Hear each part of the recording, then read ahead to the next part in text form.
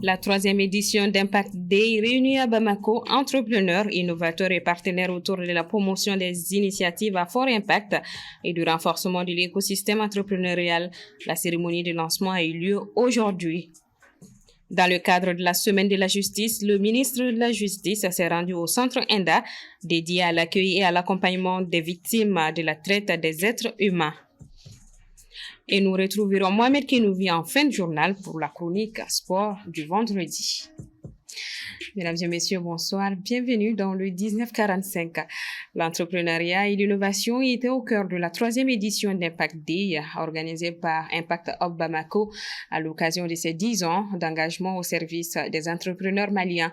L'événement a réuni porteurs de projets, innovateurs et partenaires autour d'un objectif commun: promouvoir des initiatives à fort impact, renforcer les synergies et encourager la création d'entreprises au Mali. Abdulaziz Aïdara. À l'occasion de ces 10 ans d'engagement en faveur de l'entrepreneuriat et de l'innovation, Impact Hub Bamako a organisé ce vendredi 13 février la troisième édition de l'Impact Day. Pendant 2 jours, entrepreneurs, jeunes innovateurs et porteurs de projets se réunissent autour des échanges d'expériences, des partages de perspectives et d'opportunités de réseautage. Placés cette année sous les thèmes « Mobiliser la résilience, l'innovation et les talents locaux pour un Mali nouveau ». Objectif: booster les solutions à fort impact et renforcer l'écosystème entrepreneurial malien. Plus de 750 petites, micro et moyennes entreprises accompagnées depuis 2016. Près de 3000 jeunes formés à l'entrepreneuriat et à l'employabilité. Des centaines d'emplois créés. Nous comptons chaque année, un par un. 730 millions de francs CFA, plus d'1 million d'euros levés par nos entrepreneurs. Ces chiffres, je pourrais les lire vite. Mais chacun d'eux, c'est une famille qui vit mieux. L'initiative a été saluée par les partenaires techniques et financiers qui y voient une plateforme stratégique pour encourager la création d'entreprises et soutenir l'entrepreneuriat des jeunes. Pour eux, l'Impact Day constitue un levier d'accompagnement des porteurs de projets et un espace de mise en relation avec d'éventuels investisseurs. Un honneur pour le FACEJ 2 d'associer son image à cet événement qui s'inscrit pleinement dans sa mission qui est de créer un cadre propice au réseautage, à l'émergence d'opportunités pour les jeunes désireux de développer leur entreprise. Au-delà des panels et conférences, ces 2 journées offrent également aux entrepreneurs l'opportunité d'exposer leur savoir-faire, de bénéficier de formations pratiques et de consolider leur réseau professionnel. L'événement se veut ainsi un cadre propice à la dynamisation du climat des affaires au Mali. Pendant plusieurs mois, j'y ai appris à structurer un projet, à le challenger, à construire un modèle économique solide, à rêver plus grand, mais surtout à exécuter avec rigueur.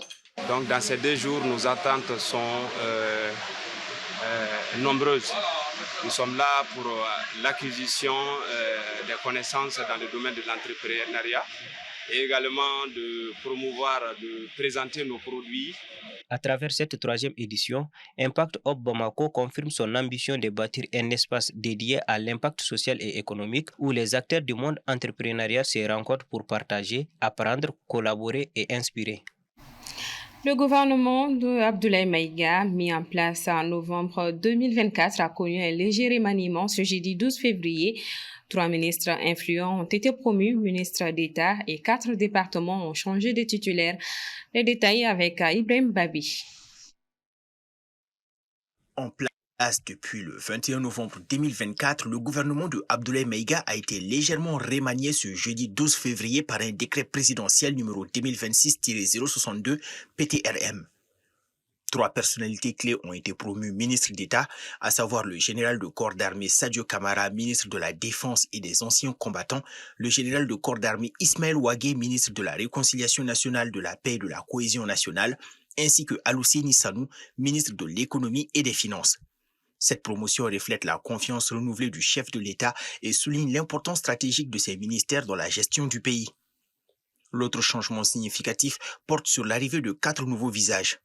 L'administration territoriale précédemment sous la responsabilité du Premier ministre Abdoulaye Maïga est désormais confiée au général de brigade Issa Ousmane Koulibaly. Du côté de la refondation de l'État, Yaya Gologo prend les rênes. Le ministère de l'Énergie et de l'Eau revient quant à lui à Tchemoko Traoré et au département de l'Agriculture, Ibrahima Samaké succède à Daniel Simeon Kelema. Le reste du gouvernement reste en place, signe d'une volonté de continuité dans l'action publique. La traite des êtres humains demeure une réalité marquée par l'exploitation et les violences subies par de nombreuses victimes. Dans le cadre de la Semaine de la Justice, le ministre de la Justice s'est rendu au Centre ENDA, structure d'accueil et de protection dédiée à l'accompagnement des personnes touchées par ce phénomène, avec pour objectif de soutenir leur reconstruction et leur réinsertion. Moussa Traoré.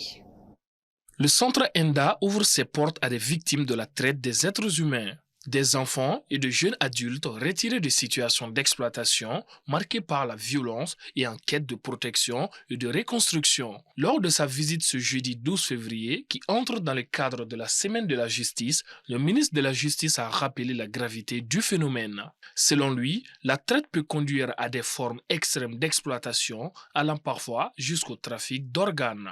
Une réalité alarmante qui nécessite une mobilisation accrue. Comme vous le savez, la traite, c'est une pratique qui déshumanise l'homme. L'homme est réduit en esclave, traité vraiment avec beaucoup de violence, exploité dans toutes ses dimensions. Et souvent, ça aboutit même à l'extraction d'organes qui sont mis sur le marché. Et cela entraîne forcément la mort des personnes qui les subissent. Beaucoup sont victimes d'agressions sexuelles, d'autres subissent les actes les plus avilissants qu'une personne humaine peut vraiment supporter.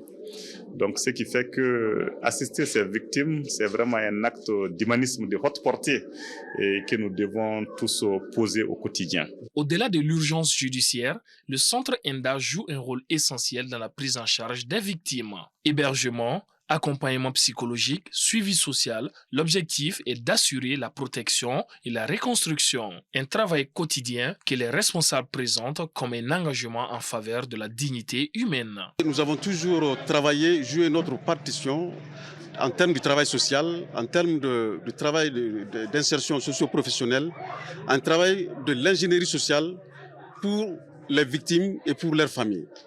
Mais il y a un pas important qui manquait, qui est effectivement l'aspect justice, l'aspect juridique. Car la traite des personnes était condamnée par nos textes au Mali. Et s'il se trouve que dans la ligne de la lutte, il n'y a pas une gestion holistique contre cette pratique-là, et ça veut dire que c'est dommage parce qu'il y aura justement un manque à gagner en termes de justice sociale. Cette visite traduit la volonté des autorités de renforcer la lutte contre la traite des êtres humains et de soutenir les structures engagées dans la prise en charge des victimes. Et la justice malienne se dote d'un nouvel outil pour mieux protéger les enfants confrontés à la loi face à la montée de la délinquance juvénile et au manque de structures adaptées. Le ministère de la Justice crée la Direction nationale de la protection judiciaire de l'enfant, une réforme majeure qui vise à faire de la détention une mesure exceptionnelle et à privilégier l'encadrement et la réinsertion des mineurs. Djeneba Samaki. Depuis 2021, le ministère de la Justice conduit une vaste réforme de son appareil judiciaire. De nouvelles structures ont vu le jour, traduisant la volonté des autorités d'adapter la justice aux réalités actuelles. Parmi elles, la création de la Direction nationale de la protection judiciaire de l'enfant. Une réforme majeure dans un contexte marqué par la montée de la délinquance juvénile, vol, stupéfiants, atteinte aux mœurs et parfois des infractions plus graves. Les mises en cause sont de plus en plus jeunes. D'autres enfants, victimes ou témoins se retrouvent aussi face à la justice, une situation qui interpelle. C'est pourquoi cette direction aura pour mission de faire en sorte qu'elle puisse servir d'interface entre la justice et les jeunes, donc en essayant de les encadrer pour mieux prévenir la délinquance juvénile et aussi lorsqu'ils sont en contact avec la loi, faire en sorte que les victimes ne subissent pas une double victimisation au moment de leur audition devant la justice, que les témoins aussi ne soient pas intimidés. Jusqu'ici, faute de structures adaptées, certains enfants étaient placés en détention, souvent sans autre alternative. Une situation qui exposait ces mineurs au risque de récidive et de désocialisation. Face à cette réalité, le ministre de la Justice et des Droits de l'Homme insiste. La privation de liberté ne peut être qu'une mesure exceptionnelle. Dans tous les cas où on peut trouver des solutions, faire en sorte qu'on puisse les trouver dans des structures de placement. Et lorsqu'ils sont placés en détention dans les établissements pénitentiaires, veiller à ce que leur cursus scolaire ne soit pas interrompu, leur formation professionnelle puisse être assurée et qu'ils en sortent vraiment comme des citoyens normaux. Et nous allons, dans les prochains mois, tout mettre en œuvre pour que cette direction soit opérationnelle. Au Mali, plus d'un enfant sur deux a moins de 18 ans. Une réalité démographique qui impose une justice plus humaine et plus éducative. Créée en 2025, la Direction nationale de la protection judiciaire de l'enfant ambitionne de protéger, accompagner et favoriser la réinsertion des mineurs en plaçant l'intérêt supérieur de l'enfant au cœur de chaque décision. En bref et en images, le président algérien Abdelmadjid Tebboune a ordonné le retour immédiat de l'ambassadeur d'Alger à Niamey. Selon un communiqué du ministère algérien des Affaires étrangères publié jeudi, cette décision intervient après la reprise des fonctions de l'ambassadeur du Niger à Alger et marque une nouvelle étape dans le processus de normalisation des relations entre les deux pays. Alger souligne que cette mesure vise à renforcer le dialogue politique, relancer la coopération bilatérale et consolider les relations de bon voisinage dans un contexte régional marqué par des défis sécuritaires et économique. Et on ouvre la page sport de ce 1945. Bonsoir Mohamed. Bonsoir Marie-Jo. Alors on commence par la Ligue des champions CAF, le stade malien pour préserver son invincibilité. Oui, le stade malien en déplacement en Tanzanie affronte demain, samedi 14 février, Simba SC pour le compte de la 6e et dernière journée de la phase de groupe de la Ligue des champions CAF 2025-2026. Le coup d'envoi de la rencontre est prévu à 16h GMT au stade Benjamin Nkapa de Dar es Salaam. Déjà qualifié pour les quarts de finale et assuré de terminer premier du groupe D, le stade malien de Bamako veut néanmoins préserver son invincibilité dans la compétition en signant un 6e match sans défaite.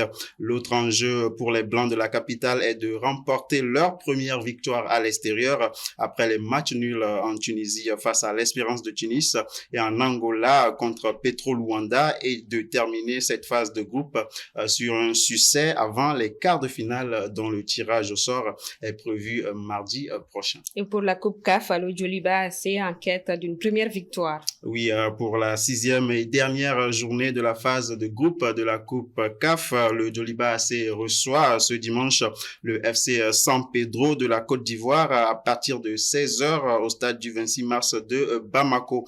Un dernier match pour les Rouges de Herema Kono pour sauver l'honneur et éviter de terminer à la dernière place de ce groupe A. Après 5 défaites d'affilée lors des 5 premières journées, les hommes du technicien ivoirien Boudo Mouri auront l'occasion de signer leur premier succès de la compétition devant leur public. Un succès qui sonnerait également comme une revanche face au FC San Pedro, devant lequel le Djoliba AC s'était incliné, on se rappelle, au match aller à Abidjan sur le score de 2-0. Ouvrons donc la fenêtre FIFA, un match amical Russie-Mali en gestation. Oui, selon les informations du site spécialisé Africa Foot, les Aigles se rendront le 27 mars prochain à Moscou pour disputer un match amical contre la Russie lors de la trêve internationale. Les tractations seraient en cours pour l'organisation de cette affiche, même si à ce stade, elle n'a pas fait l'objet d'aucune annonce officielle des deux côtés.